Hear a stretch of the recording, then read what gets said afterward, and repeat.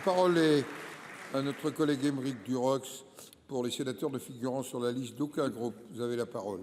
Merci Monsieur le Président. Ma question s'adressait à l'origine à Madame la Ministre de l'Agriculture. Mercredi 15 janvier, l'avant-dernière sucrerie de Seine-et-Marne à Souppes-sur-Loing, tout au sud du département, a fermé définitivement ses portes. Elle était en service depuis 1873 au sein de la même famille.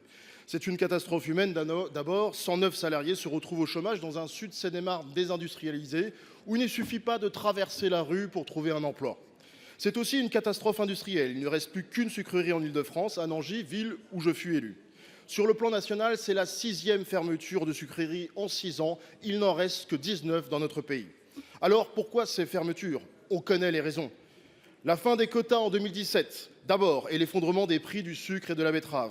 La crise de la jaunisse, ensuite, qui a détruit en 2020 70% de la récolte betteravière en Île-de-France et contre laquelle les agriculteurs français sont sans défense. Et il existe pourtant une solution. L'acétamipride. Problème, l'Union européenne l'autorise jusqu'en 2033 pour nos concurrents, mais il a été interdit en France en 2018. Heureusement, le Sénat a voté un amendement pour sa réintroduction, à titre, je cite, dérogatoire et exceptionnel. Mais je rappelle que le gouvernement était à l'origine contre cet amendement. Enfin, les importations massives de sucre ukrainien utilisant des phytosanitaires interdits au sein de l'Union européenne bouleversent le marché européen et tirent les prix à la baisse. Cette situation pourrait encore empirer avec l'accord UE-Mercosur signé dans notre dos qui permettrait l'importation de 180 000 tonnes de sucre issu de cultures OGM utilisant une quarantaine de phytosanitaires interdits en France. Pourtant, il existe encore un moyen de s'opposer à ce funeste traité. Il faut lutter contre la scission de l'accord du Mercosur actuellement en discussion à Bruxelles. Car si l'accord est scindé en deux, la partie commerciale sera votée à la majorité qualifiée, ce qui rendra son rejet bien plus dur. A contrario, si l'accord n'est pas scindé, c'est la règle de l'unanimité qui prévaudra et nous pourrons alors l'emporter. Ma question est donc simple, Monsieur le Ministre, puisque vous y répondez. Allez-vous sauver la filière betteravière et l'agriculture française en vous opposant à la scission de l'accord UE-Mercosur? Pour vous répondre, la parole est au ministre de l'économie, des finances et de la souveraineté industrielle, Monsieur Lombard. Merci, Monsieur le Président, Mesdames et Messieurs les sénateurs, Monsieur le sénateur Aymeric Durox. Effectivement, c'est un drame qui se joue dans votre région et la fermeture de cette sucrerie-distillerie ouvre à Souppes-sur-Loing est une grande difficulté pour la région. C'est effectivement une implantation qui existait depuis plus de 150 ans.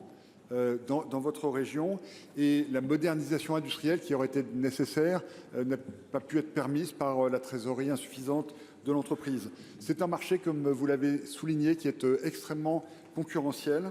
Alors d'abord, nous avons voulu nous occuper des producteurs de betteraves afin qu'une solution soit trouvée pour les planteurs, afin que le sucre puisse être distillé. Et un accord a été conclu avec la coopérative Cristal Union pour ne pas laisser ces agriculteurs sans solution pour la prochaine campagne. Et puis effectivement, un processus de plan de sauvegarde de l'emploi sera engagé. Et je veux saluer l'engagement de notre collègue Frédéric Valletoux, notre ancien collègue Frédéric Valletoux, président de la Commission des affaires sociales à l'Assemblée nationale, élu engagé du département avec Pierre Babu, le maire de Souppes-sur-Loing, pour trouver une solution et pour l'entreprise et pour les salariés. Enfin, vous m'interrogez sur le Mercosur. Vous savez, je veux vous le confirmer, la France s'oppose à l'agrément, à la mise en place du Mercosur, précisément pour protéger nos agriculteurs qui sont mis en risque par ce qui est contenu dans cet accord. Et donc, nous ne soutenons aucun projet de scission du Mercosur. Ce projet est un projet auquel nous nous opposons de façon très ferme. Je peux vous le confirmer cet après-midi. Merci. Merci. Monsieur le Premier ministre.